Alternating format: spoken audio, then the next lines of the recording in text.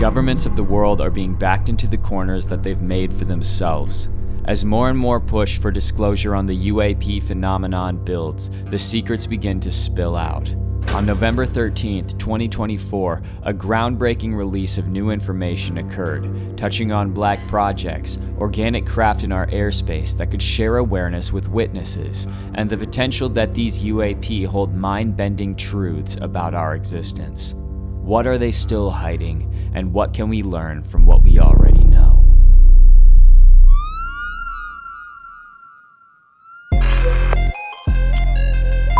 Hello citizen, this content creator is a confirmed conspiracy theorist and has been subject to repeated penalties for spreading controversial rhetoric.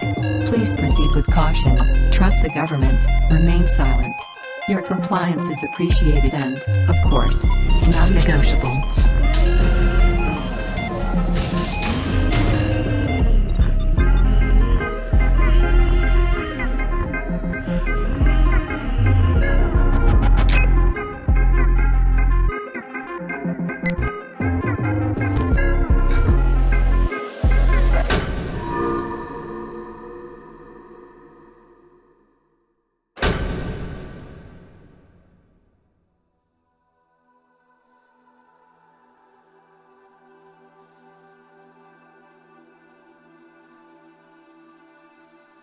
Immaculate Constellation is the alleged code name for a highly classified Pentagon program purportedly dedicated to investigating and potentially reverse engineering unidentified aerial phenomena, also known as UAPs and commonly known as UFOs. This program reportedly focuses on collecting and analyzing data related to UAP encounters with the aim of understanding and possibly replicating advanced technologies observed in these phenomena. The existence of Immaculate Constellation came to public attention through disclosures by independent journalist Michael Schellenberger, who cited information from anonymous whistleblowers. These sources allege that the program was established in 2017 following increased public and governmental interest in UAPs. The program is said to operate under strict secrecy, with limited oversight and acknowledgement from official channels. In a recent congressional hearing on November 13, 2024, Schellenberger testified about the program, submitting a report by an anonymous whistleblower alleging that the Department of Defense and intelligence community have withheld evidence from the public regarding UAPs.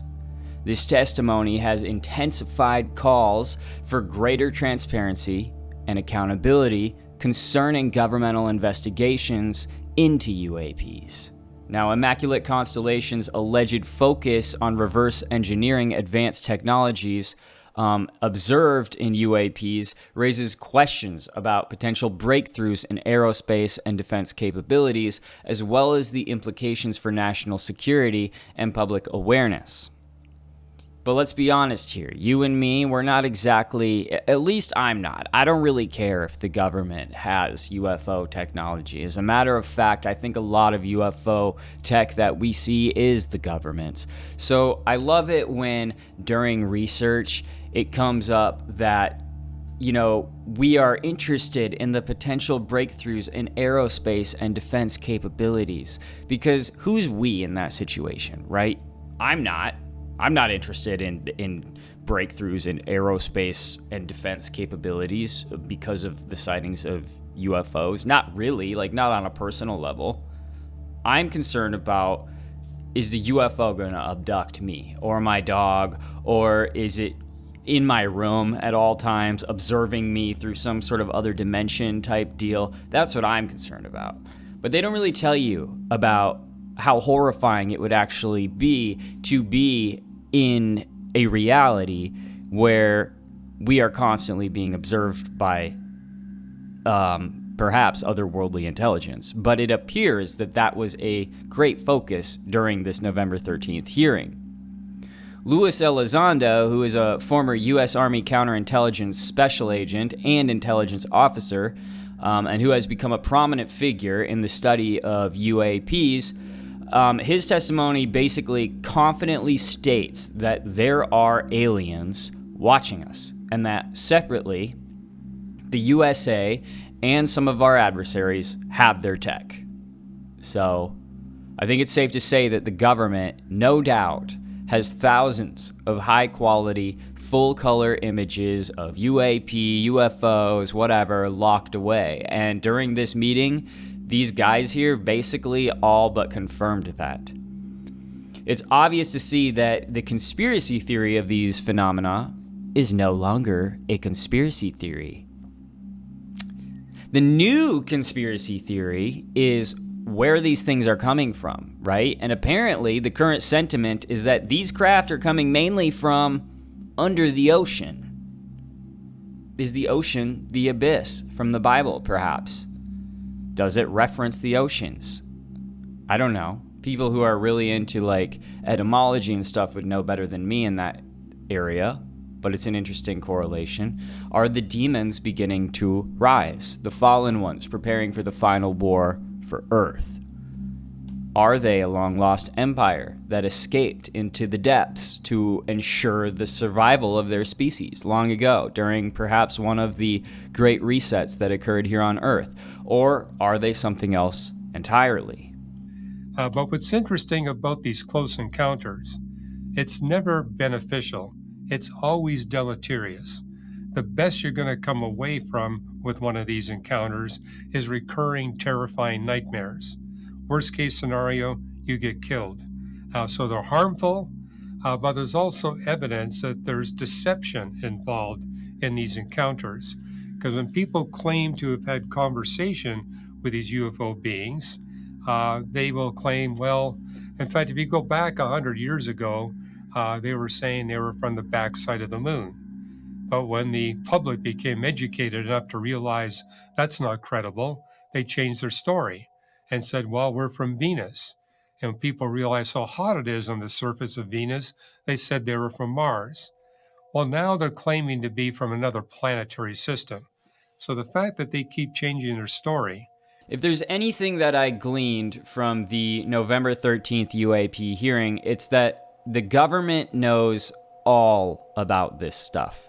And they have for many, many, many years. A long time, since the beginning, pretty much. So the whole time that they were calling all of us conspiracy theorists, they were actually just flat out lying to ourselves and to the entire world. And now they're like not even hiding the fact that they were lying, but they're also not really confirming that they were lying either. So that tells me that something else is going on. Something is actually very bad that they're hiding, and we aren't allowed to know about it, and we haven't discovered it yet. Because if we, as in the masses, had found out what they were hiding, they wouldn't still be hiding it. They would just be like, yep, you got us. That's it.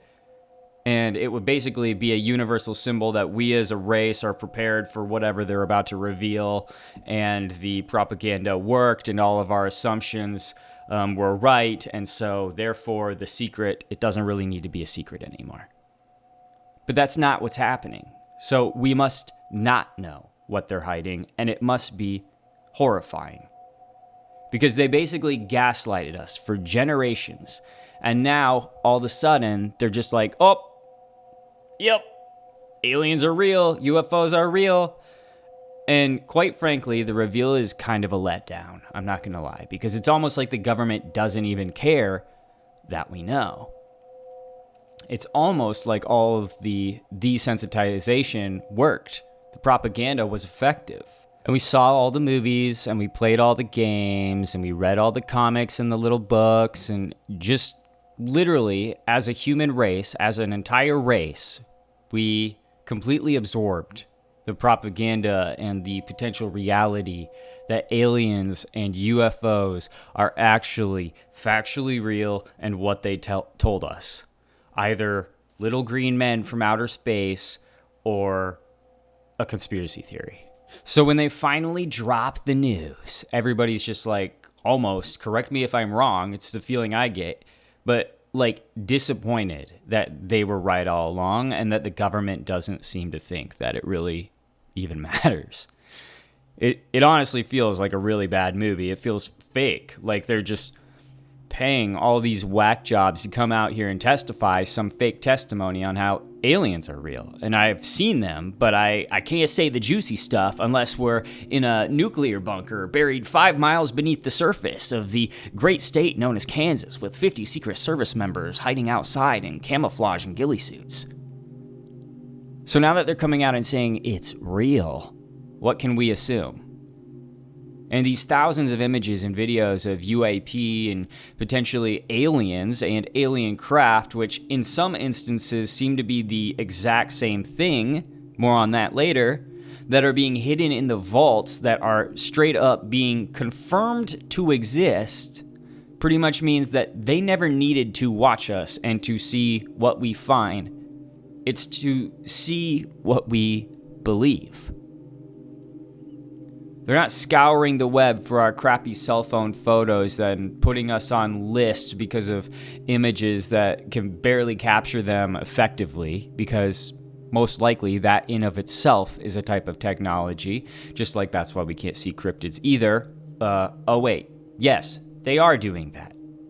They are controlled burning. They are looking for your crappy images. They are censoring and they are purging. That's part of the whole thing. Anytime you upload something you're not supposed to upload, you're on a list, baby. Especially if it seems like you actually truly believe in what you're uploading. I'm the king of lists. I'm a former government employee. I just gotta hope that they think I just got knocked around too much in service and am just a little bit too loopy from all the shots they gave me when they owned me. Oh, and I'm not allowed to talk about But anyway, if that list is compiled of other people who uploaded UAP videos that are just a little bit too revealing, then those images too will just poof, disappear in a cloud of fart-colored dust. Because the internet is a controlled playground. This is not free reign. It's a beautiful library, but at the same time, it's an unquenchable meat grinder of information and content. Everything you can imagine, everything capable by man, you can find here. But the stuff that makes us question the purpose of humanity,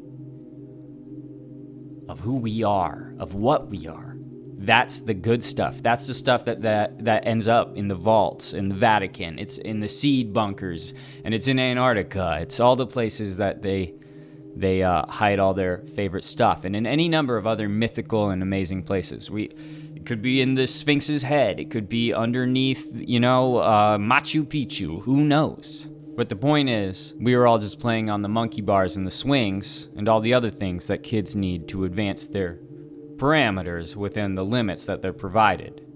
The internet is the exact same thing, but just like on the playground, there's a limit to the playground. And if you walk outside that playground, which is barely even possible without an adult or special abilities, it's definitely more dangerous with real life consequences, such as moving cars, throat cancer, murder, prison cells with sheet nooses, pre-installed, government overwatch, blackmail, stuff like that. So you attempt to sell your junk on the playground and the adults notice, and then you're grounded.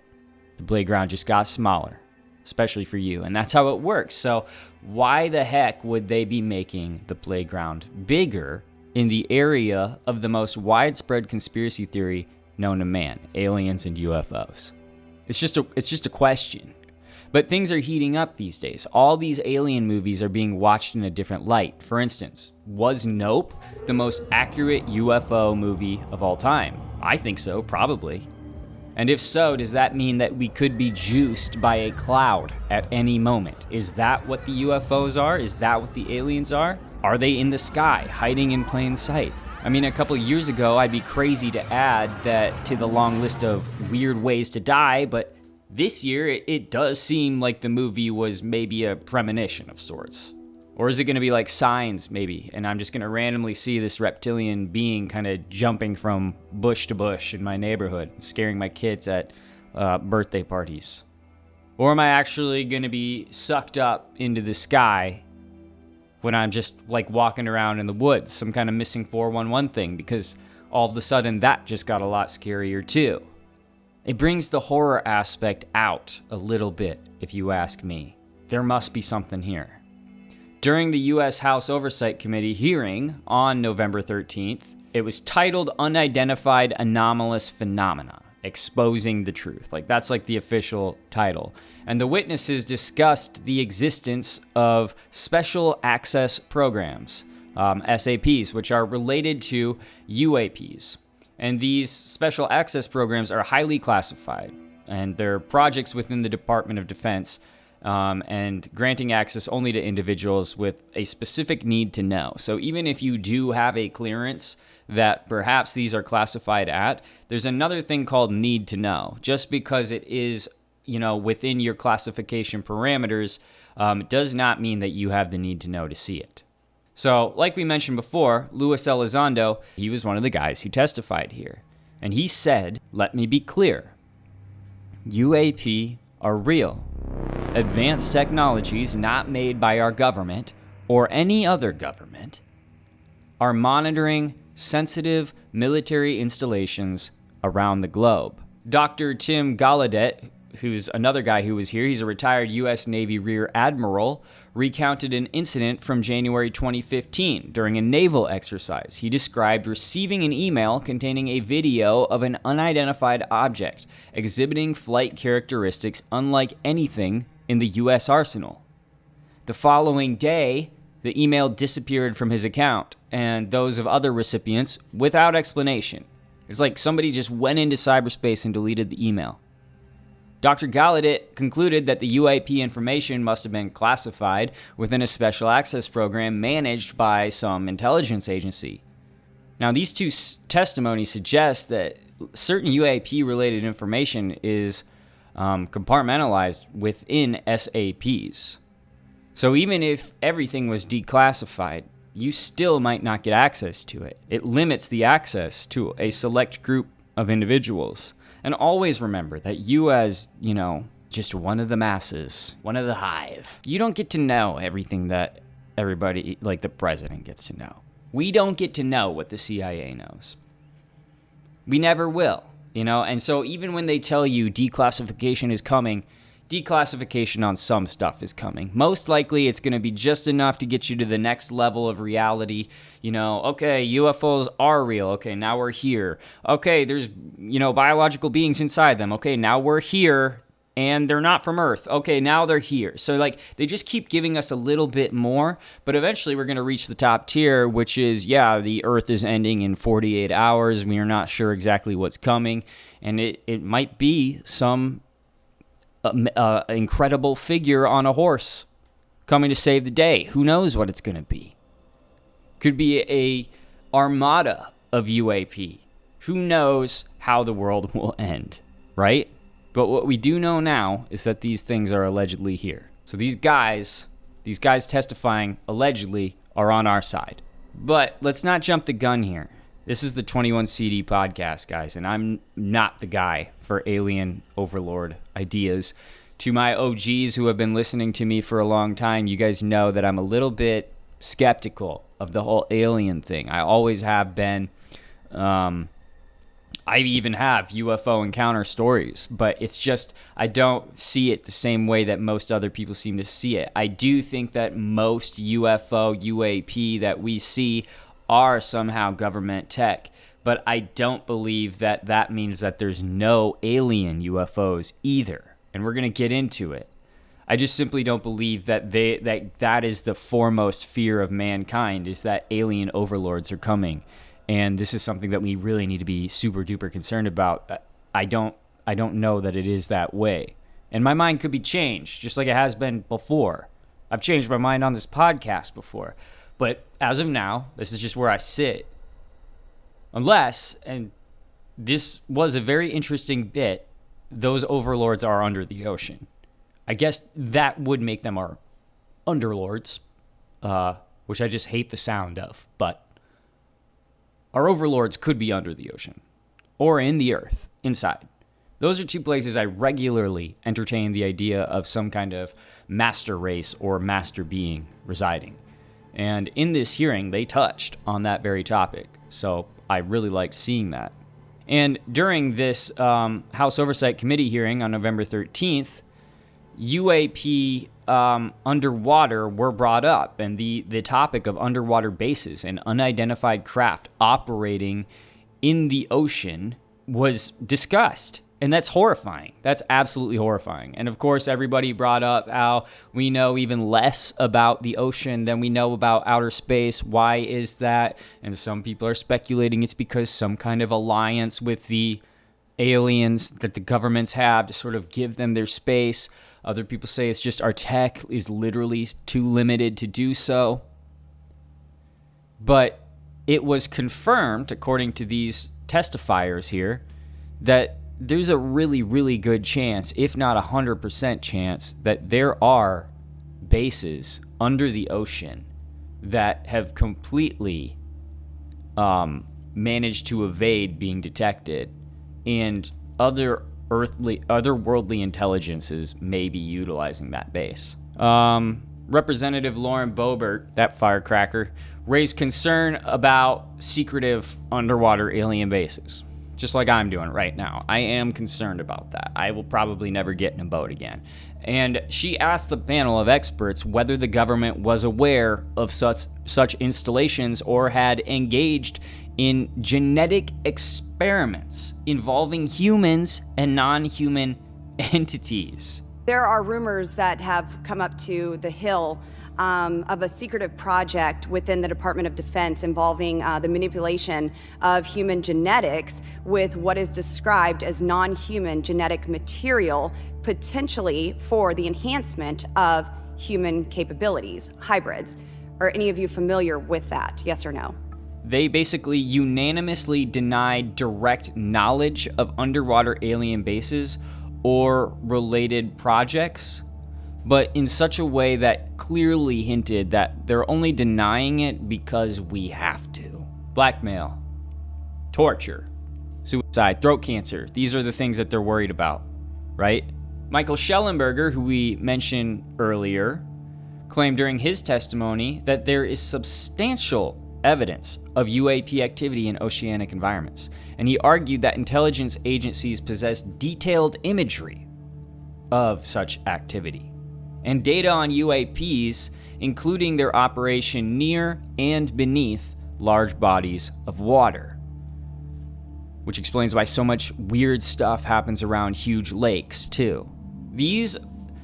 I'm starting to think, guys, that large bodies of water are literally where they are. I did a ton of research on this whole alien UFO phenomenon before I did this episode because I knew I had to. I had to bring it. And upon the research being consumed, I do think that large bodies of water are where the bases are, and that's why we literally never see them. Okay? Schellenberger pointed to a lack of cooperation and transparency from the Pentagon, stating that the military and intelligence community is deliberately withholding information from Congress, specifically regarding this topic. And one of the most famous, let's bring this up too, underwater UAP cases, I want to go over a couple of them because I think they're important, but it occurred on October 4th in 1967 in Shag Harbor, Nova Scotia. Multiple witnesses, including Canadian military personnel, reported a craft crashing into the harbor. Divers were sent to investigate, but they found no wreckage, but reported very strange sonar readings, leading to speculation that the craft may have submerged and traveled along underwater pathways. Okay. In 2004, we have the infamous USS Nimitz Tic Tac incident, which everybody probably knows about. Pilots from the USS Nimitz Carrier Strike Group encountered a Tic Tac-shaped UAP off the coast of California, and the object demonstrated absolutely unearthly flight capabilities, such as sudden accelerations and sharp turns that are just impossible with the technology that we have now. And the object reportedly hovered over the ocean, disturbing the water's surface so they could see evidence on the natural world as if something was just beneath, and some theorists suggest that the object may have been connected to an underwater base somehow. In 2013, in Puerto Rico, a UAP was recorded by a U.S. Customs and Border Protection aircraft near Aguadilla. And so they basically watched and tracked and filmed that object for 3 minutes and 54 seconds. It makes a loop around the airport, and it then goes into the water. It hit the water at about 109 miles per hour. And then it pops up out of the water, and it splits into two identical objects, which have different radar signatures. So we questioned at first the source. We actually took a look at the radar, and we confirmed it matched all of the telemetry that you see on the actual screen. After the fall of the Soviet Union, declassified naval documents revealed numerous reports of unidentified submerged objects, which are commonly called USOs, in the Pacific and Atlantic Oceans. Soviet submarine commanders described encounters with fast-moving underwater objects that exceeded the capabilities of any known submarine or torpedo. Because, guys, I do feel like that is one of the most horrifying things about the ocean, is that it's not just animals that are down there. Like, there are many accounts of some kind of monsters being in the deep from the dawn of time until modern ages. Some researchers propose that major oceanic trenches, such as the Mariana Trench, may serve as hidden corridors for UAP or USO activity. These trenches offer vast areas of unexplored territory and make them plausible hiding spots for advanced craft or bases. And why wouldn't you be there? It's one of the only places that mankind can't seriously screw up right now. Everywhere else, we're doing a great job of screwing up. Theory suggests that extraterrestrial species or advanced civilizations might be able to use Earth's oceans as hiding spots due to their inaccessibility to human tech. It's not a bad idea, and some underwater UAP sightings can be attributed to bioluminescent marine animals or unusual weather conditions. Let's not get it twisted. I'm not saying everything that is in the ocean and is unexplainable is a monster or a UFO or a USO. There's definitely crazy species down there as well. But I just think there's something down there. Representative Tim Burchett out of Tennessee said that the general public couldn't even grasp what's really going on. That's what he said. He said, we gotta know, but I don't think the general public really even grasps what's going on. So the question remains, if an asteroid was hurtling toward the Earth, would the government tell us? Probably not. So are we going to get the full story? Probably not. Because I think it is something of that magnitude. I don't usually feel this strongly about something like this, but I really do. And it doesn't really even matter who the president is, because public order is more important to leaders of nations than everyone being aware that aliens from the oceans are coming for their cheeks, okay? And it must be bad, whatever it is, because Tim Burchett made remarks about how this information has to get out, and Trump has to become president, because that's the only way that our minds will be awakened to what's really going on. Because everyone who knows the most about this stuff is dead, guys. Literally, that's what he said. What stuff? There's also stories about how airline pilots who see massive amounts of UFOs, apparently, are basically threatened by government agencies to never speak of what they see. And if any pilots are listening to this, go ahead and email me. But that's another thing. The point is that there's something wild going on with all this alien stuff, and I'm a little late to the party, but we're just not being told what it is. And they keep coming on the air and trying to tell us what it is, and they get us all worked up while they dance around the actual point of what they're trying to say, which is what this stuff is. They're just telling us there's stuff. And I think we live in some seriously critical times, folks. Like, I don't know if I'm just being conceited in saying that, because there are probably billions of people throughout history in their own mundane times who thought the same thing. But I mean, come on, the government is basically telling us that aliens exist on our planet and watch us go about our days. But no, there is no but, actually. They just are. And they might know where they come from. But for some reason, if they told you, they'd have to kill you. There's a missing piece. I want to know what it is.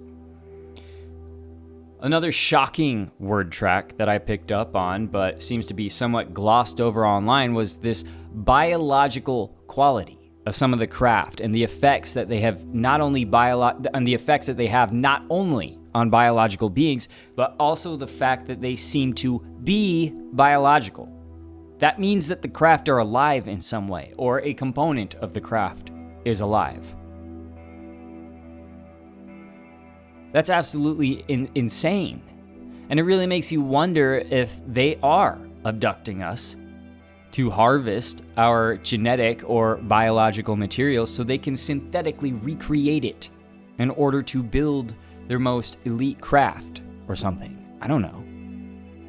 It really made me wonder about the Antrovis cult, which I did an episode on a long time ago. I don't remember what number it is, but they actually believed that they had to harvest body parts for the alien overlords for their craft, because their craft was made out of body parts. That's nuts. So are the crafts alive? Are the orbs the pilots?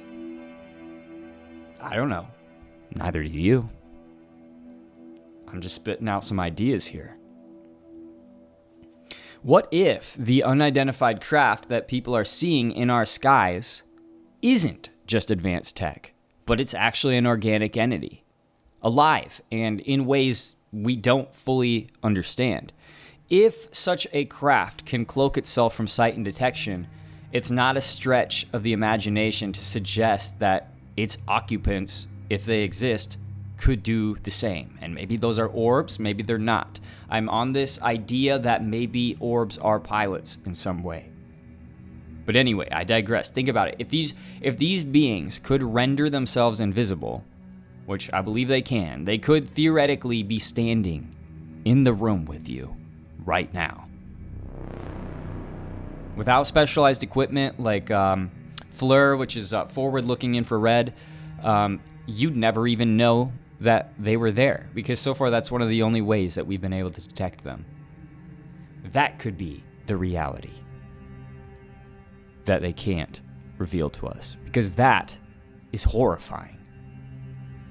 The concept shifts the entire conversation about the paranormal. Ghosts, apparitions, cryptids, the strange sensations that people report when no one is there, the prick on the back of your neck, all of that can be recontextualized. What if those aren't spirits of the dead, but the residual effects or even direct presence of cloaked, intelligent entities? And people who use Ouija boards and are like, no, I can tell when it's my ancestor talking to me. Maybe they're messing with you, bro. Maybe they're messing with you. Or maybe I'm wrong. It's a mind-bending idea, right? Maybe I'm wrong. But it could merge what we think of as supernatural phenomena with science a little bit. Now think about the implications of disclosing that to the public.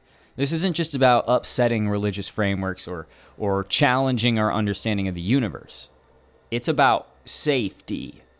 Yeah, like, how would society react to the knowledge that invisible, potentially intelligent entities could be literally around you personally at all times? Like you, for the purpose of you. Unseen and undetectable, entirely unrestricted. The mere idea, I think, could incite massive paranoia, massive unrest, and probably a breakdown of trust in public spaces. I think people would lose their minds. I think we would have sort of like a Venom sort of Tom Hardy relationship going on amongst a lot of people. new disorders would come into existence.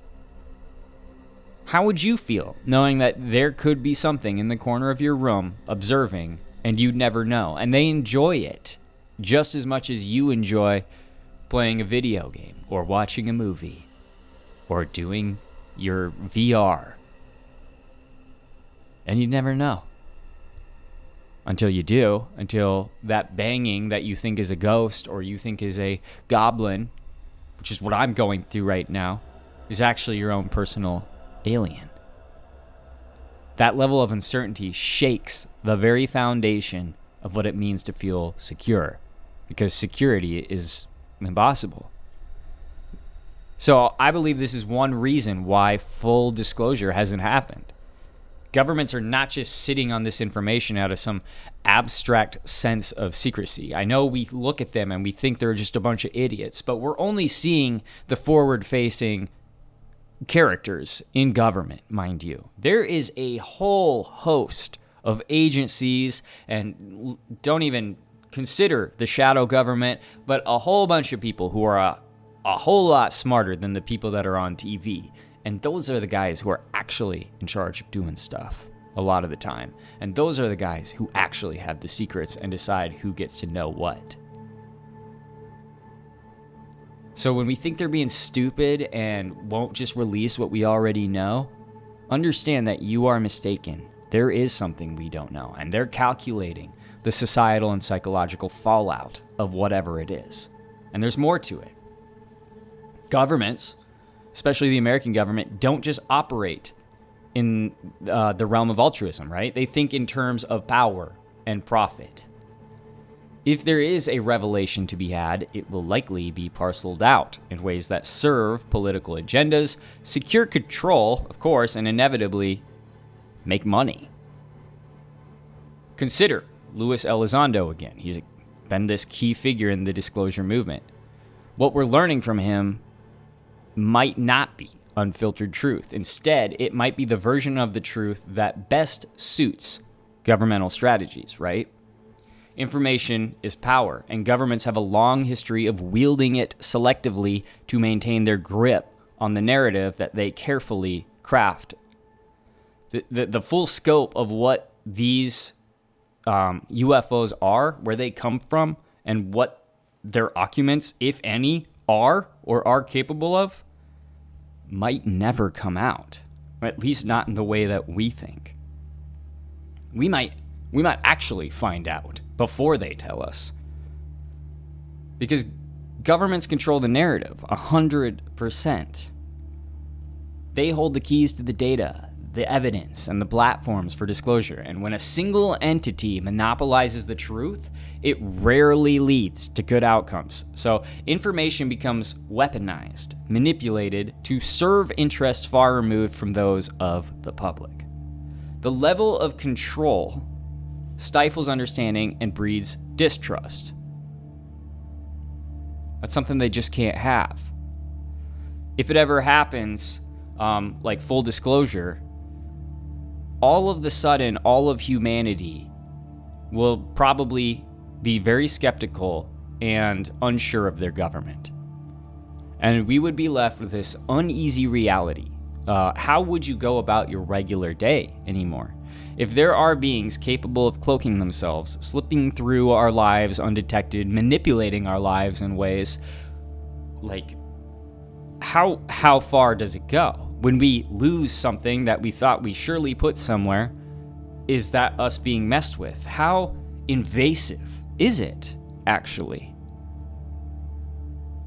Can they impact our minds, our decisions? Do they make us do terrible things? Can they possess us in ways? Can they make us sick? All we can do is speculate. You know? In the meantime, governments, institutions, and private entities will continue to wrestle, essentially, with how to politicize and capitalize on this and control the knowledge of it. But they know it's happening. And for the rest of us, all we can do is literally sit here and wonder if that sense of being watched might be more real than we ever dared to believe. Equally as interesting is this concept of a black triangle craft that many people report sharing their awareness with. The black triangle craft is scary, guys. There's something about it. The black triangle craft, it's typically described as very large, very silent, and obviously triangular in shape. It's often seen at night with 3 distinct lights, one at each corner, and sometimes a red light in the center. And it appears to defy conventional propulsion, often moving with no visible means of thrust. People who come into contact with the craft report feeling the very presence of it. They can feel that it's there, and there are claims of telepathic communication or even shared thoughts with the object. Just bizarre. People report a sense of calm, sometimes awe, or a profound fear, depending on the nature of the encounter. During the infamous Hudson Valley UFO wave, multiple witnesses reported seeing massive black triangular craft. Some described feeling a telepathic presence, as though the craft was aware of their observation, and one witness even stated it felt like it was looking right back at me. I wasn't just watching it, it was watching me too, almost as if it was reading my thoughts. During the Belgian UFO wave in the late 80s, triangular craft were spotted near rivers and lakes, sometimes hovering low and silent, and witnesses described feelings of calm or even some sort of mental connection to the object. Like the craft wasn't just being piloted, but was very much alive and aware of their presence. And don't forget the Phoenix Lights event in '97. Most recall a V-shaped formation. Some residents reported triangular shapes gliding silently over the desert as well. There's also speculation that these aren't just machines, right? They might be alive, like biomechanical entities designed to observe us, maybe even interact with us on a cognitive level. Or maybe they're just 100% alive. They're not biomechanical. They're just bio. Or obviously, if that's a little bit too much, if you prefer a more human explanation, some argue that these are secret government experiments, testing highly advanced craft in remote waters. Maybe the connection we feel isn't extraterrestrial, it's electromagnetic, and it messes with our brainwaves like some unintentional side effect of tech. And of course, skeptics abound. Nobody really wants to believe what may potentially be the truth, which is that these are actual living beings, these are actual spiritual entities, these are something that are real and not human technology. And those types of people, they say it's just advanced military equipment, guys, or some kind of natural phenomena like glowing marine life or misidentified aircraft. But listen, if it is our tech, why does it keep showing up where it shouldn't? Maybe because our enemies have it, right? But maybe for another reason too. Maybe it's not our tech. And why is the government so silent? Or worse, sort of scrambling to classify every shred of evidence or delete it from the internet? Whatever the answer, one thing is very clear. If these black triangles are coming from the ocean, then we've got a lot more to fear. If these UFOs are coming from the ocean, if these, USOs are actually present and these bases are down there, then we have a lot more to explore beneath the ocean than we ever imagined. Another type of craft that just creeps me out is, and this craft is supposedly organic in some way, and it has a distinctly jellyfish shape. It's the Jellyfish UAP. And this is a term used to describe a class of unidentified aerial phenomena that resemble the translucent, glowing appearance of a jellyfish. And these sightings often reports the object as a large atmospheric kind of entity exhibiting both organic and mechanical characteristics in an unsettling kind of way. It's typically described as dome-shaped or bell-like, resembling the main body of a jellyfish, and then beneath the dome, tentacle-like appendages or trailing filaments extend downward, and these structures seem kind of fluid and dynamic. Sometimes they pulse or they wave ever so slightly as though interacting with the surrounding environment. And size estimates vary. It's kind of hard to pin down, but some reports suggest diameters ranging from a few meters to several tens of meters. And the appendages can extend far below, too. It sometimes can have a kind of massive otherworldly type presence. The surface of the dome of this UAP seems semi-transparent or translucent and kind of allows internal structures or glowing patterns to be partially visible through it. And witnesses describe the texture as gelatinous, similar to the appearance of jellyfish. This gives it a very biological and organic feel. At times, the object exhibits a smooth metallic sheen, and that sort of suggests that it might be a hybrid of organic and inorganic materials. The UAP can sometimes be seen to emit a soft glowing light, and colors are also reported. They include blue and purple, sometimes green, and there's usually a pulsating rhythm to them.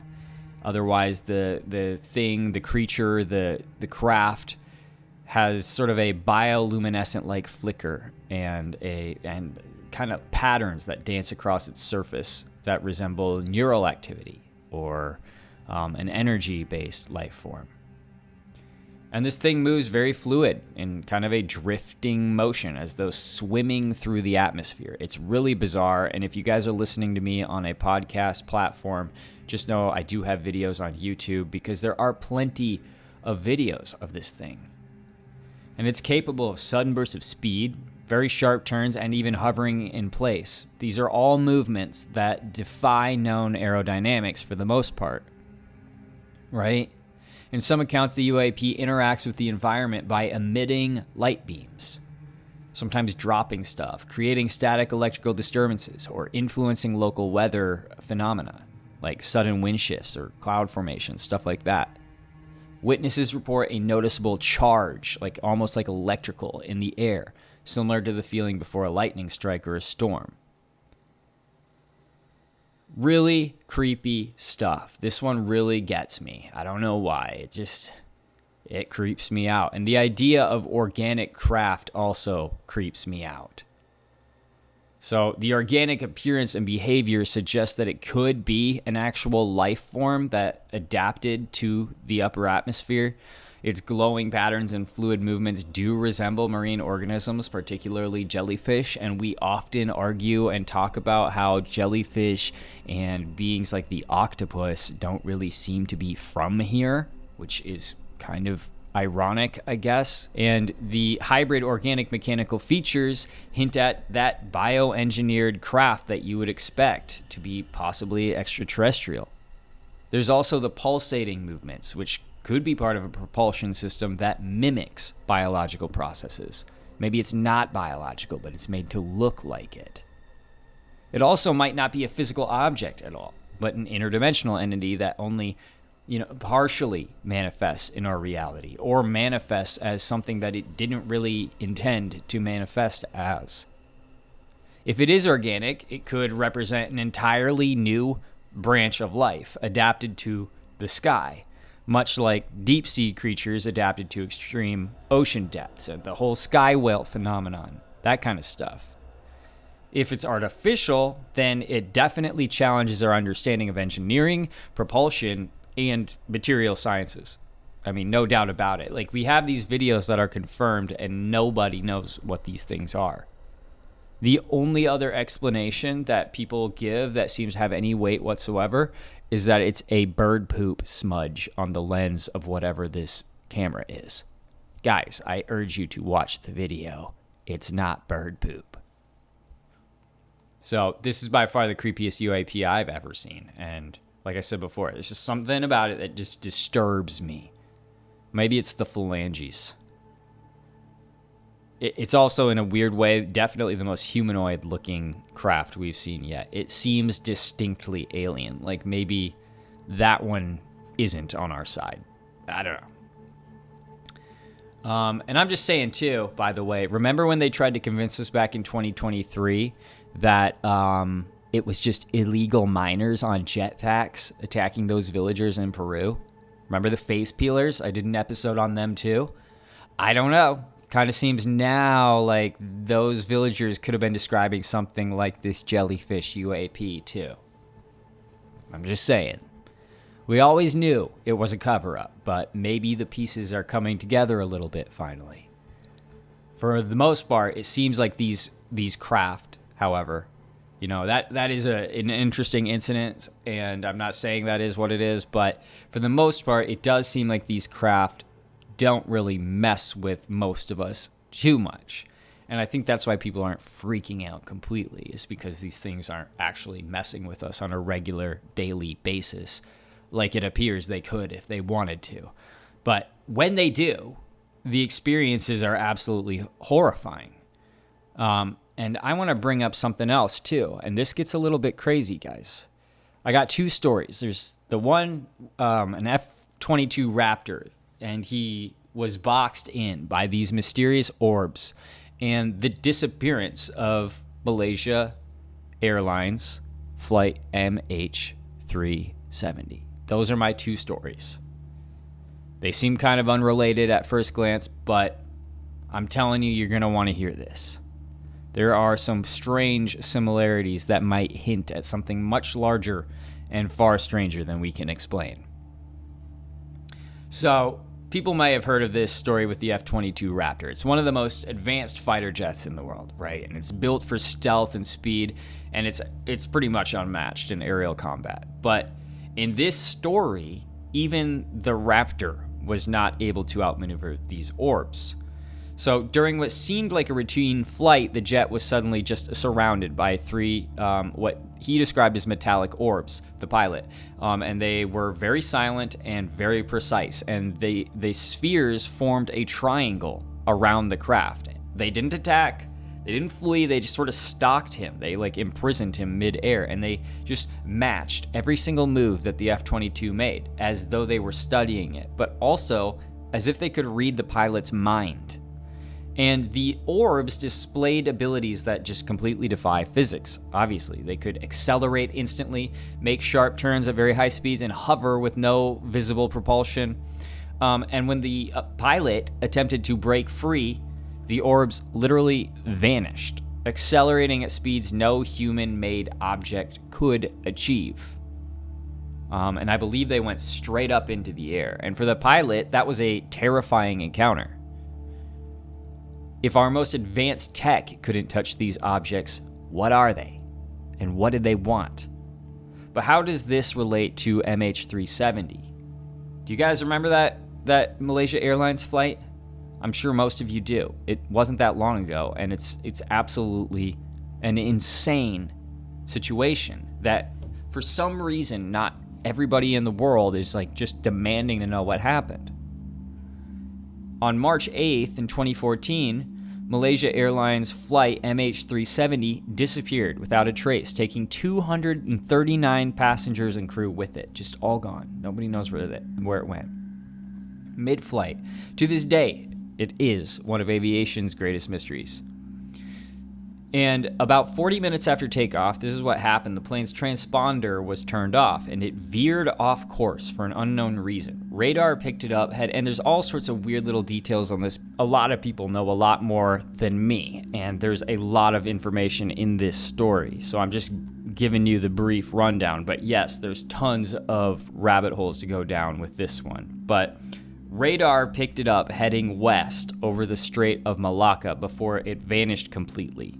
Satellite data suggests that it continued flying for hours before crashing into the Indian Ocean. But the wreckage has literally never been found, and more information came out later that might not be what actually happened.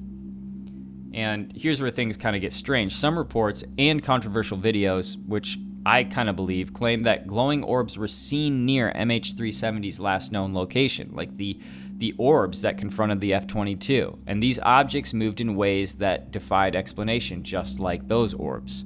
So did they observe the plane? And did they interfere? And could they have even been responsible for its disappearance. There are some videos where the plane appears to be completely just poof, it's gone. Was that because the orbs were harvesting genetic material for their craft? Biologic material, perhaps? Just like the ancient Anunnaki did when they created the Nephilim, the Elohim, when they created the Nephilim, depending on whether you want the historical or the spiritual account. I'm just saying, sounds kind of like that, if that's what it is. The same stuff that's been happening for centuries, but with different frames of perspective in different times.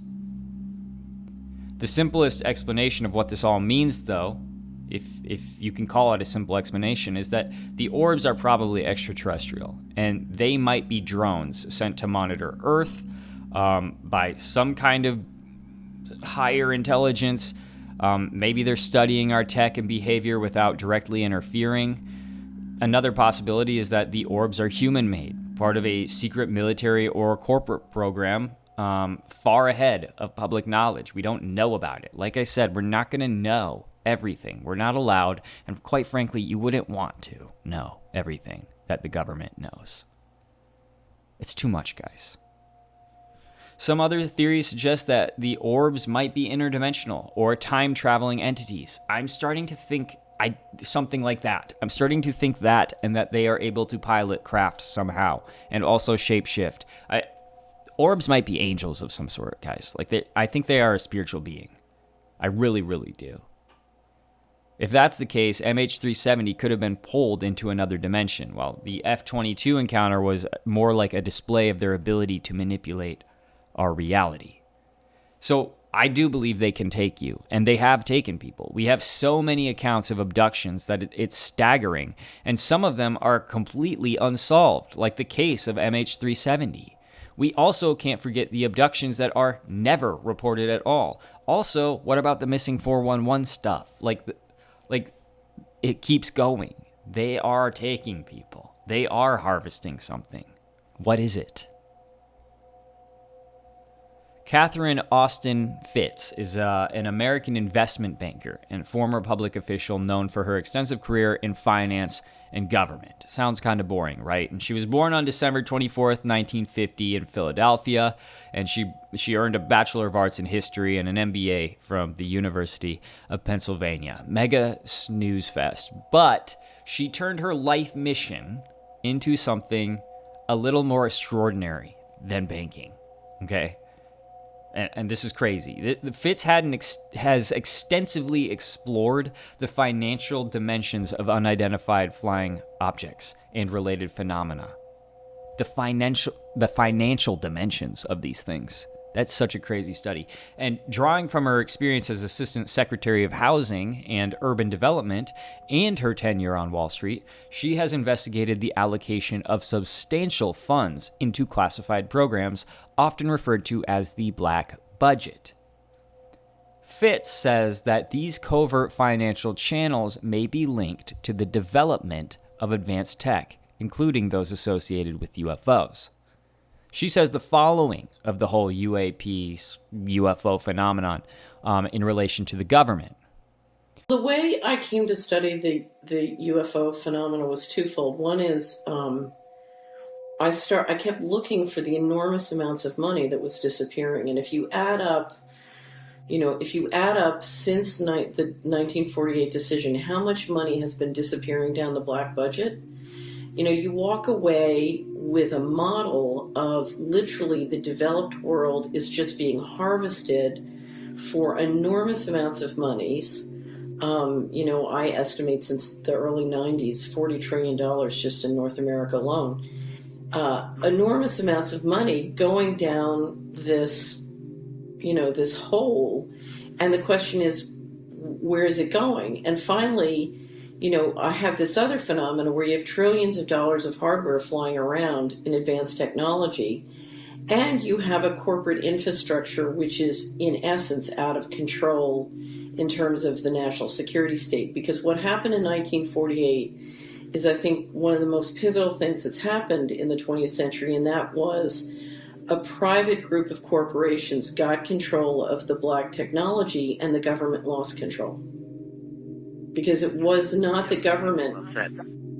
To keep this secret, you had to keep it, 2 steps removed from governmental bureaucrats who were liable under FOIA and other transparency laws and reporting to Congress. You had to move it way black. And so operationally, the corporations get control. Operationally, you're reverse engineering the technology into Silicon Valley, into, the Boston Ring, into all these places. And then suddenly, because they're developing the technology, they in essence control it and even own it. And so if you look at an enormous amount of the equity valuation that's come from advanced technology, a lot of that, if you look at the history of it, should really belong to the American people, to the taxpayer. But it was literally a transfer and a gift. So here we have a whole secret infrastructure of private corporations and investors who control the most advanced technology in the world. And we're depending on them for the evolution of whatever this response is to the phenomena, and it's all happening in secret. So is that just it?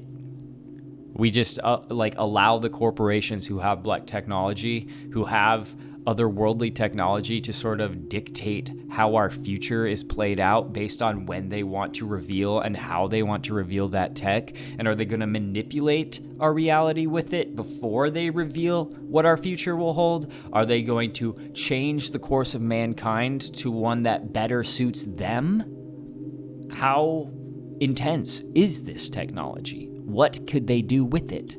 Also, could this advanced technology be the same advanced tech that our ancestors had, right? The tech that allowed them to do wondrous things like build advanced civilizations and move mountains and melt stone and build the megaliths and annihilate entire races of human and non-human beings, the Nephilim, the giants, blah, blah, blah. Do the world governments finally possess that tech, and maybe have for a little while? But that's the big secret. That's the one we've wanted to know all along, but we're still not allowed to know. We kind of know, but not really. We don't know the capabilities of this tech. We don't know how they're going to use it on us. We don't know the truth about life and the world we live in either. And it's clear by the very existence of this tech that we live in a world where our entire existence is, in essence, a lie. In simpler terms, Earth may have been visited by something extraordinary, potentially from another galaxy, right? Through a portal, or even via like an interstellar object like Oumuamua. For those who don't know what that is, it's that object that passed through our solar system in 2017. I believe I said it right, Oumuamua. And it sparked significant interest and debate among scientists. Its name means scout or messenger in Hawaiian, and that kind of reflects its status as the first known interstellar object observed visiting our solar system. So I don't know, maybe something came off of that. Whatever its origin, it could be something completely spiritual. It could be something interdimensional. But these visitors settled not in the skies, but in our oceans. Maybe drawn to the vastness, the inaccessibility, the suitability as a hidden habitat. I suspect that these beings, wherever they came from, currently reside deep within our oceans. Perhaps around locations such as the eastern coast of Mexico, where unexplained underwater activity has been reported for a while now. And their presence may explain events like the infamous Roswell crash. I propose that what we think of as a drunk alien, because they kind of describe the alien who crashed at Roswell as kind of like the drunk alien or some other mishap, whatever it was, it led to one of their crafts crash landing in 1947. And then the US government seized the wreckage, they uncovered advanced materials, propulsion systems, tech far beyond anything we'd ever seen, right? And recognizing the monumental significance of these discoveries, the government handed them over to private defense contractors, because the government is just the government. They still have to have other corporations and contractors do work for them. So they gave this tech to companies like Lockheed Martin, Skunk Works, Northrop Grumman, and Raytheon, And those companies were just told, reverse engineer this technology and give us something super awesome with it.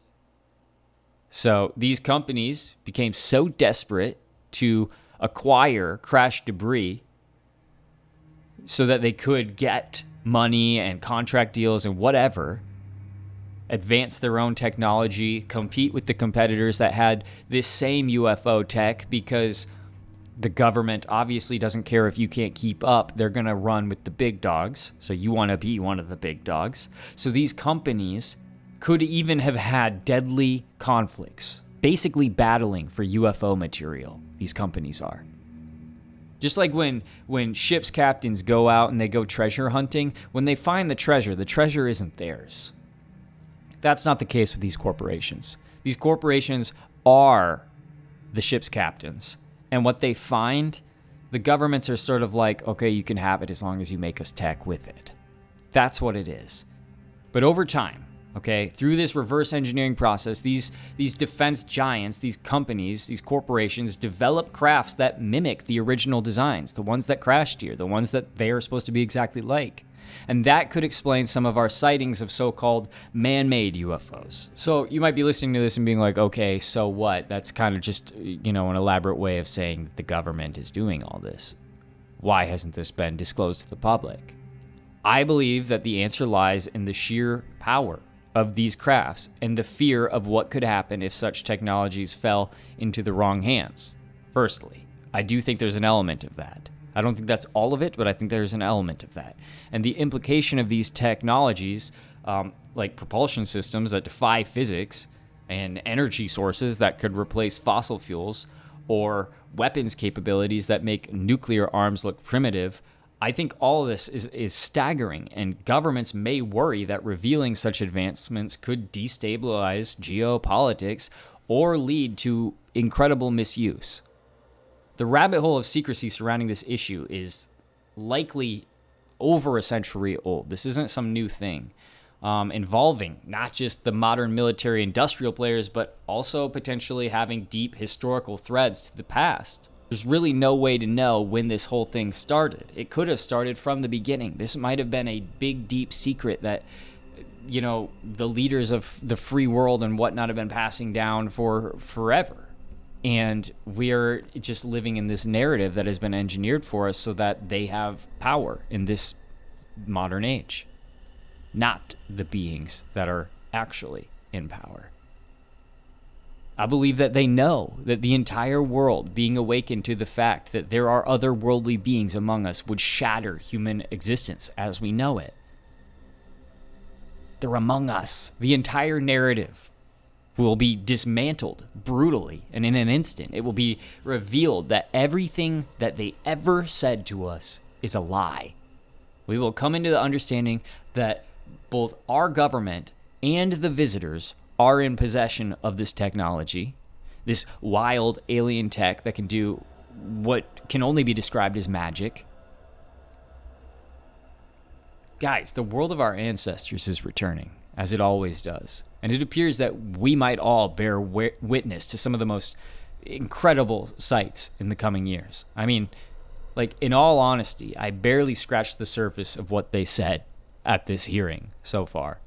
Questions were raised about the possibility of them being interdimensional beings, which is, of course, one of my huge beliefs personally.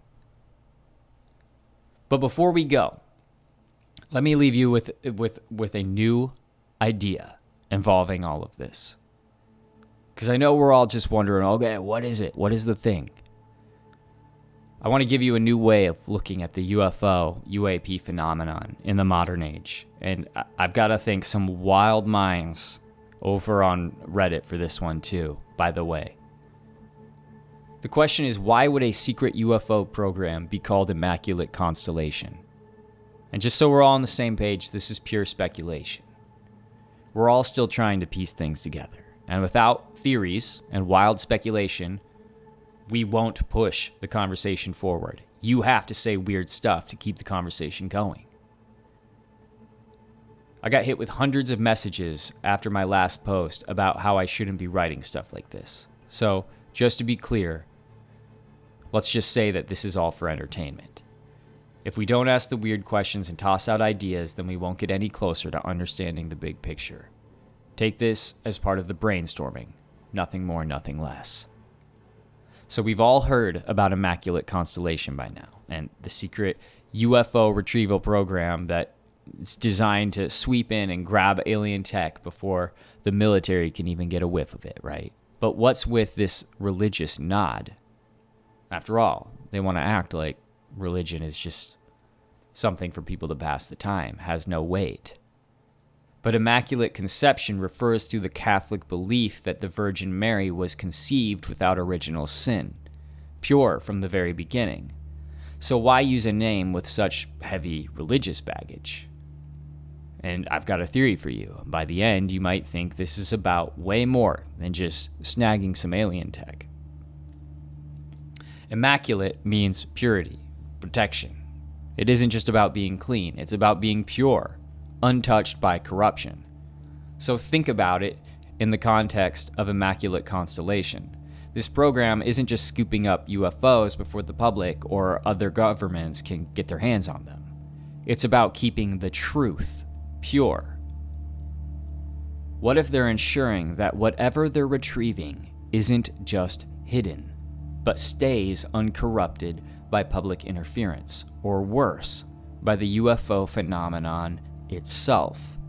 What if they're guarding more than technology? What if they are protecting human consciousness from something that we aren't ready for? Constellation isn't just a cool space word. It's about connecting dots.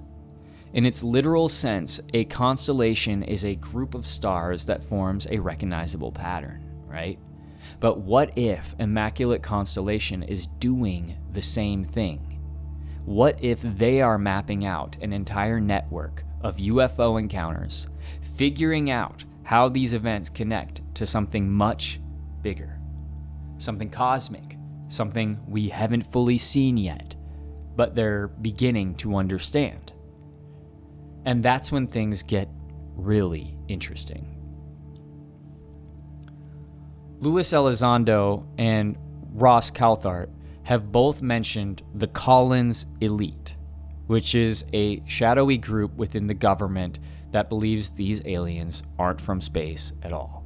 And these people are some of the people who testified.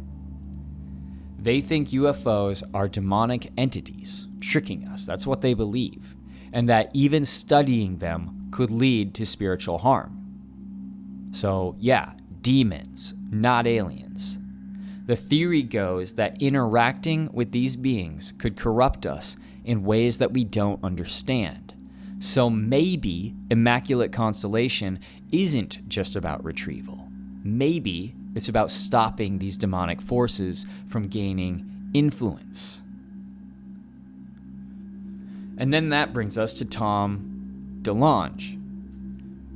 He's taken this idea even further. According to him, these entities feed off negative emotions like fear and anger and hatred. But here's the twist.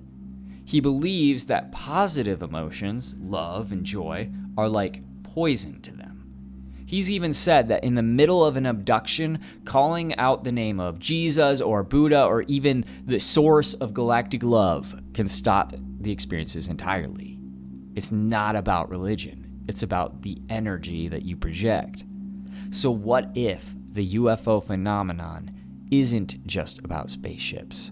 What if it's about consciousness? Could human consciousness be the ultimate weapon or defense against these entities? DeLonge also claims that the government has been running psyops, not to trick us, but to trick the phenomenon itself, with the goal to keep these others, these aliens, in the dark about how much humanity actually knows. According to him, this is all about making sure we're prepared for when the time comes to fight back, essentially. He believes that when people finally learn the truth, they're going to lose a lot of their cynicism about the government. It's not just about hiding UFOs. It's about protecting us from something far more dangerous than we realize. What if Immaculate Constellation isn't just about retrieving UFOs? What if it's part of a much bigger war? One that's not just about technology, but human consciousness.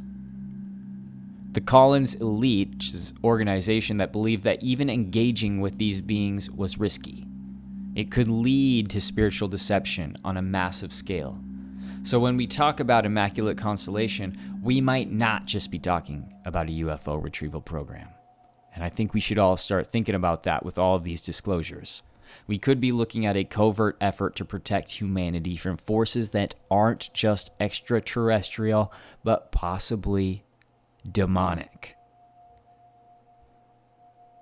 Who knows? Maybe the ultimate weapon isn't technology. It's what we've got in here. A lot of people believe that the church and the sort of control structure, the shadow governments of the world, the narrative writers, all of that is the biggest fear. And to them, people waking up to spirituality and to their own power is the greatest fear. As opposed to keeping us as blind sheep kneeling at the throne of all these different religions, these politics, these technicalities, the wealthy elite, all this kind of stuff. If we separate from that and awaken spiritually, that is their biggest fear. And that's what the primary message is from, many groups in the UAP community. And that's that, spiritual growth is what we need most on this planet. We as a planetary race are essentially living in a stunted, false, and dumbed down reality construct that centers almost entirely around material and physical existence alone, and focuses on consumption and materialism, and holds minimal concern for the planet or our souls or our spirit. The biggest threat to humanity is ourselves. So what we have is a war, and it goes a bit like this. Bigfoot, Dogman, ghosts, Loch Ness, shadow people, Mothman, and UFOs are all related somehow. Religion is not something that is separate from all of this, but rather it is the exact thing that they, the Anunnaki, the Elohim, the fallen ones, whatever you want to call them, caused through their power and influence over mankind. Demons is the correct biblical name for some of these beings that we are calling aliens. And though some room for change is here, because I don't believe fallen angels and demons are the same exact thing in every instance, this is what the ancients called non-human intelligence, okay? This is what they referred to the aliens that we refer to today as aliens. This renders the biblical stories accurate and non-fictional. Like all things, though, the proper frame of reference has to be set in order to accurately transcribe the messages. But basically, certain angels began to get jealous of mankind and the love and power that God was giving to this new creation of his, man. They began to search for ways to cause man to stumble and to fall. And they began to gossip among each other and convince each other and complain that, there was no room in heaven for all of them and the humans and God. And they did what they could to incite unrest among the angels in heaven. And some of the angels were actually convinced and influenced, and they became corrupted and joined with this rebel group of angels who would fall. But some angels remained firm, and they knew that God had a plan and that all of this would be just fine. So these two groups are sort of fighting over the humans that God created, right? And at this point, they may fear what we will become when we are redeemed. They may also fear what we can become if they do not actively cause us to stumble. It's possible that even being mortal, without their influence, we would grow to magnificent capabilities, both biologically and spiritually. And the reason they won't tell us it's happening is because, well, it would literally change everything and trigger irreversible change, spiritually, physically, mentally, in the world that would render them powerless. Both the governments and these beings. Ironically, that's how it'll all end anyway. Spoiler alert. So there you have it. Eat your heart out. Reality as we know it is changing. Wake up. Open your eyes. We've been dreaming for a very long time. Listen, everybody, this was a little bit of a longer one. Thanks for experiencing 21st century dystopian. Don't drink the water and question everything.